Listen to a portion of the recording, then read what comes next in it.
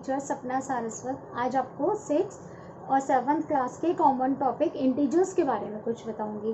तो चलो आओ स्टार्ट करते हैं। इंटीजर्स के बारे में जैसे आपने अभी तक थोड़ा सा पढ़ा हुआ है, आपको पॉजिटिव नंबर्स पता है, ज़ीरो पता है, होल नंबर्स पता है, नेचुरल नंबर्स पता है, तो यही हमारे इंटीजर्स में आते हैं। इंटीजर्स का मतलब होता है positive number, zero plus negative numbers. अब आप नेगेटिव नंबर्स के बारे में क्लास 6 में पढ़ चुके हैं, इंटीजर्स आप ऑलरेडी पढ़ चुके हैं। कुछ कॉमन डाउट्स रहते हैं बच्चों के, तो आज हम उसको थोड़ा सा क्लियर करेंगे। तो हम एक बार आपको शुरू से बताते हैं कि नेचुरल नंबर्स का मतलब वो नंबर्स होते हैं जो 1 से स्टार्ट होते हैं। जब काउंटिंग 1 से 1 2 3 4 5 6 से मतलब आगे सो ऑन, तो उसको नेचुरल नंबर्स बोलते हैं। नेचुरल नंबर और होल नंबर में अक्सर देखा गया है कि बच्चे कंफ्यूज होते हैं। होल नंबर और नेचुरल नंबर में सिर्फ ज़ीरो का डिफरेंस होता है। होल नंबर ज़ीरो से स्टार्ट होते हैं, मतलब ज़ीरो को हम होल नंबर में काउंट करते हैं, जबकि नेचुरल नंबर में नहीं करते हैं। अगर आपसे क्वेश्चन बोला जाता है या आपको ये गिवन है कि आपका आंसर जो है एक नंबर लेट करना है जो नेचुरल नंबर है, तो आपका आंसर ज़ीरो नहीं होगा, ठीक है। लेकिन अगर आपसे होल नंबर कहा जाए तो आपका आंसर ज़ीरो हो सकता है, ठीक है। तो होल नंबर में 0 1 2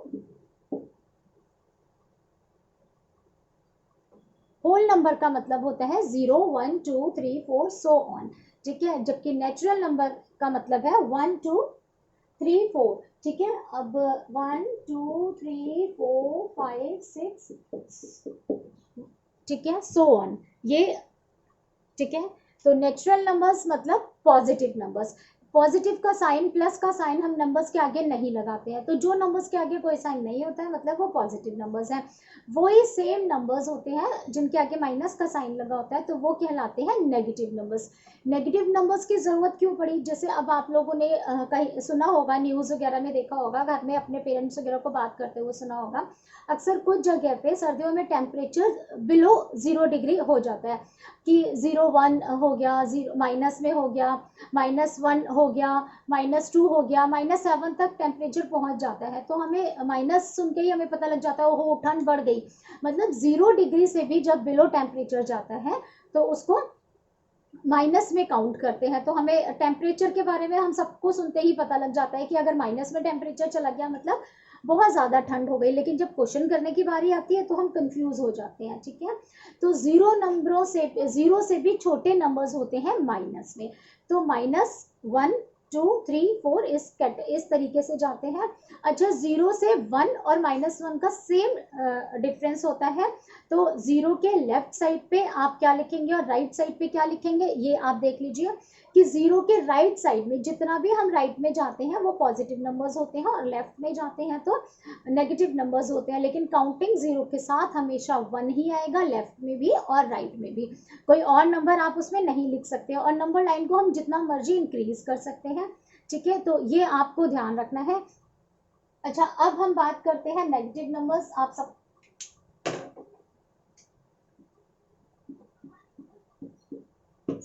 ठीक है, तो आपको ये पता है नेगेटिव नंबर्स कौन से होते हैं, पॉजिटिव नंबर्स कौन से होते हैं, और जीरो को तो सभी जानते हैं। तो अब हम इसको नंबर्स ना बोल के, क्योंकि ये इंटीजर्स का चैप्टर है, तो हम यहाँ पे वर्ड यूज करेंगे इंटीजर्स, ठीक है।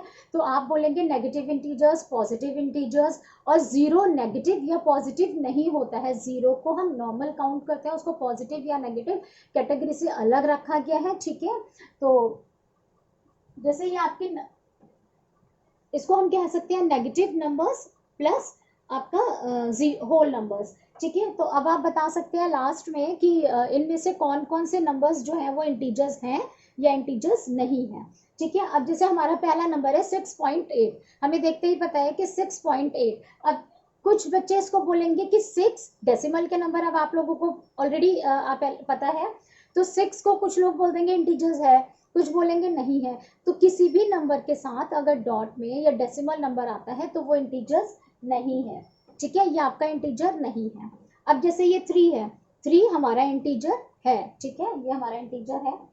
यहाँ पे -68 है, किसी भी नंबर के आगे अगर माइनस का साइन है तो ये माइनस नेगेटिव इंटीजर्स आता है, तो ये हमारा इंटीजर है, ठीक है।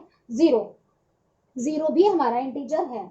अब ये 4/5 मतलब ये डिवाइड हो रहा है, वैसे फ्रैक्शन में है, तो ये भी हमारा इंटीजर नहीं है, ये अभी आप लोग नहीं जानते हैं, लेकिन ये अंडर रूट है, तो ये अंडर रूट भी अगर इस तरीके से लिखा होता है तो ये इंटीजर नहीं है। इस तरीके से लिखा हुआ है कोई नंबर तो भी कुछ बच्चों को कंफ्यूजन होती है कि क्या ये इंटीजर है 4 जो लिखा हुआ है, लेकिन नहीं, अगर उसके साथ में कोई नंबर है तो ये इंटीजर नहीं है। दैट मीन्स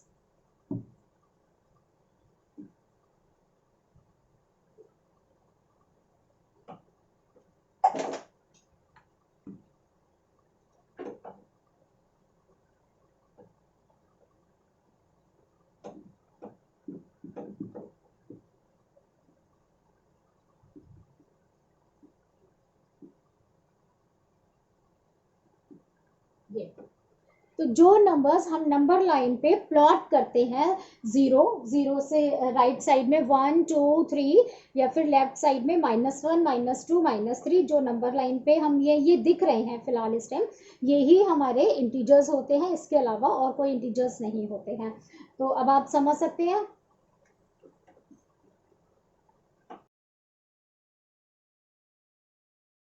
पे 4 प्रॉपर्टीज़ हैं, मैं उसके बारे में बता देती हूँ।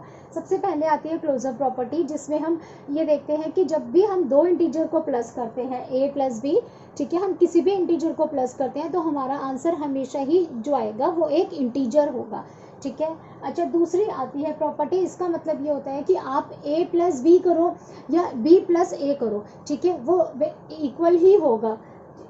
लेकिन ये चीज़ आपको ध्यान रखनी है कि सब्ट्रैक्शन में ये रूल नहीं लगता है, ठीक है। जब हम दो इंटीजर्स को ऐड करते हैं तो हम a प्लस बी करें या b प्लस ए करें, हमारा आंसर इक्वल आएगा। जैसे आप देख सकते हो कि 2 + 3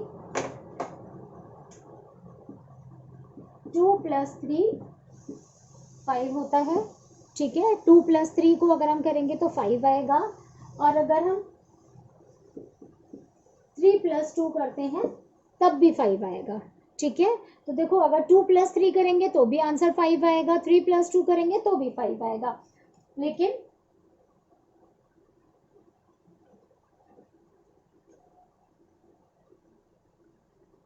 लेकिन अब आप ध्यान दो जरा, अगर हम 2 -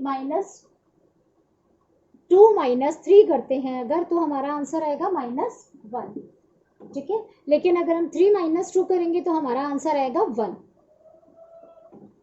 ठीक है।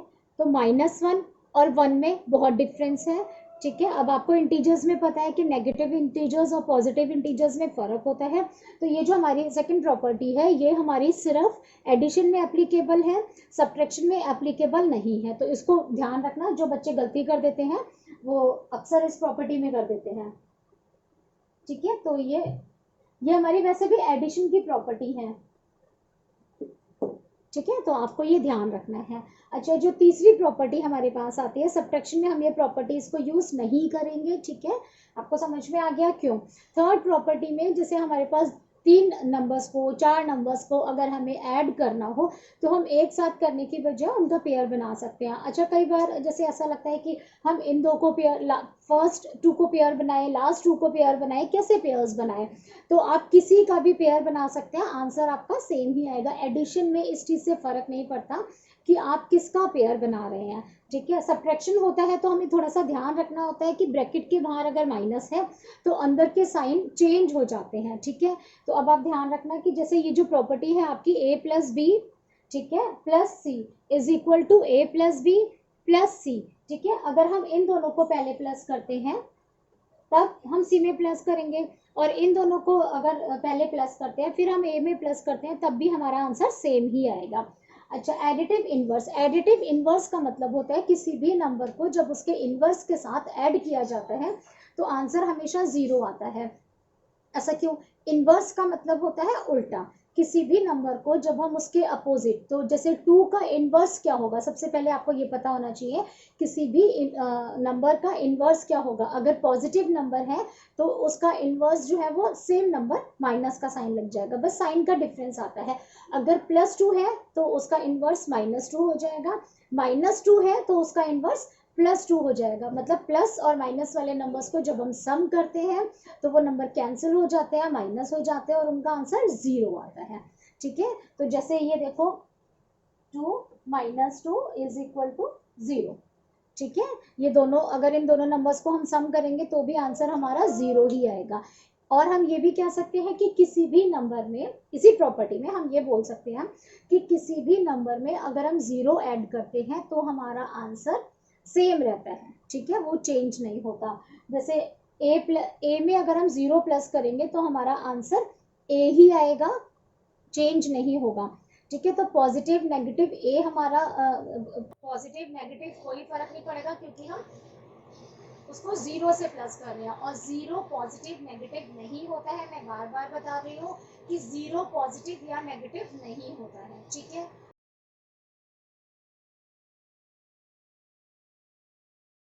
मल्टीप्लिकेशंस की कुछ प्रॉपर्टीज़ पढ़ते हैं। जैसे हमने एडिशन में कुछ प्रॉपर्टीज़ पढ़ी थी, सेम वैसे ही मल्टीप्लिकेशन में भी कुछ प्रॉपर्टीज़ हैं। तो सबसे पहली प्रॉपर्टी जैसे हमने एडिशन में पढ़ी थी कि जब भी दो इंटीजर्स को ऐड किया जाता है तो उनका जो आंसर आता है वो इंटीजर होता है। वैसे ही सेम मल्टीप्लिकेशन में होता है, जब भी हम दो इंटीजर्स को मल्टीप्लाई करते हैं तो जो हमारा आंसर आएगा वो भी एक इंटीजर होगा, ठीक है। सेकेंड प्रॉपर्टी हमने एडिशन में पढ़ी थी कि हमें a plus B is equal to B plus A होता है। मतलब दो इंटीजर्स में से हम पहले किसी भी इंटीजर को लिख सकते हैं, उससे हमारे आंसर पे कोई फर्क नहीं पड़ता। सेम वैसे मल्टीप्लिकेशन में भी होता है कि आप a plus A into B is equal to B into A होता है। मतलब हम पहले किसी भी इंटीजर्स को लिख सकते हैं, जैसे 2 इंटू 3 इज इक्वल टू 6 होता है, वैसे ही 3 इंटू 2 इज इक्वल टू भी 6 होता है, सेम होता है। अच्छा, थर्ड प्रॉपर्टी आती है पेयर बनाने की, कि जैसे हमारे पास सपोज 3 इंटीजर्स है, तो अगर हमें उसको ऐड करना है तो हम पहले किसी भी 2 का पेयर बना सकते हैं, मतलब फर्स्ट 2 का पेयर बना सकते हैं या फिर लास्ट 2 का पेयर बना सकते हैं, आंसर हमारा सेम आएगा। मल्टीप्लिकेशन में भी ऐसा ही है, अगर आपको 3 इंटीजर्स को मल्टीप्लाई करना है तो आप किसी भी 2 का पेयर बना सकते हैं, फर्स्ट 2 का पेयर बना सकते हैं, लास्ट 2 का पेयर बना सकते हैं, सेम आएगा। अच्छा, मल्टीप्लिकेशन में कुछ और थोड़ी सी प्रॉपर्टीज़ हैं, वो हम आपको बता देते हैं। जैसे एडिशन में हमने आपको बताया था कि अगर हम किसी भी नंबर के साथ 0 को ऐड करते हैं तो हमारा आंसर सेम रहता है, हमारे आंसर पे कोई फ़र्क नहीं पड़ता। वैसे ही मल्टीप्लाई में अगर हम किसी भी नंबर को मल्टीप्लाई करते हैं 0 से तो हमारा आंसर 0 हो जाएगा, इसको ध्यान रखना। ऐड में जब हम ऐड करते हैं 0 से तो हमारे आंसर पे कोई फ़र्क नहीं पड़ता, एज इट इज़ आंसर आ जाएगा। लेकिन अगर हम किसी इंटीजर को मल्टीप्लाई कर रहे हैं 0 से तो हमारा आंसर 0 हो जाएगा। जब हम किसी नंबर को 0 से मल्टीप्लाई करते हैं तो वो 0 हो जाता है, ठीक है। लेकिन मल्टीप्लिकेशन में क्या है, जब हम किसी भी नंबर को 1 से मल्टीप्लाई करते हैं तो वही नंबर रिपीट हो जाता है, ठीक है। अब एक बार हम बोर्ड पे देख लेते हैं। जैसे फर्स्ट प्रॉपर्टी थी a इंटू बी, आपको पता है इंटीजर है। दूसरी property b into A is equal to B into A is equal to A into B. Third a into B into C is equal to a into B into C. हम किसी का भी pair बना सकते हैं, first 2 या last 2। अच्छा, एक किसी भी इंटीजर को अगर हम 0 से मल्टीप्लाई करेंगे दैट इज बिकम्स 0, तो उसको कोई फायदा नहीं है करने का। तो अच्छा, a into 1 is equal to itself a आ जाएगा, ठीक है। अगर किसी भी नंबर को 1 से मल्टीप्लाई किया तो वो नंबर रिपीट हो जाएगा, वही नंबर आएगा 1 से मल्टीप्लाई करने से।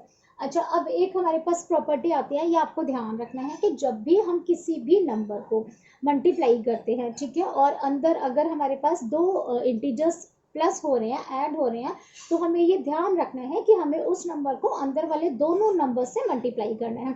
अक्सर देखा गया है कि बच्चे क्या करते हैं, ब्रैकेट के बाहर जो नंबर होता है उसको फर्स्ट नंबर से तो कर देते हैं मल्टीप्लाई, लेकिन सेकंड वाले से भूल जाते हैं। तो इसको अवॉइड करने के लिए आप क्या कर सकते हैं, जो हमारी प्रॉपर्टी में गिवन भी है, तो हम a इंटू बी, पहले हम उसको सेपरेट लिख लेंगे कि पहले हम इस a को b के साथ मल्टीप्लाई करेंगे, फिर जो भी आपके पास साइन है, प्लस का साइन है, आप प्लस लगा सकते हो, फिर हम क्या करेंगे a इंटू सी कर देंगे। तो इससे आपकी जो मिस्टेक्स है वो अवॉइड हो जाएगी। और इन प्रॉपर्टीज़ को आप ध्यान रखना, इनका जो रिजल्ट्स है वो आपको याद रखने की ज़रूरत है, ठीक है। अगर आपको नाम नहीं भी याद रहते हैं, लेकिन अगर आपको प्रॉपर्टीज़ पता है कि आप उसको अप्लाई कैसे करते हो तो आप इजीली क्वेश्चन कर पाओगे।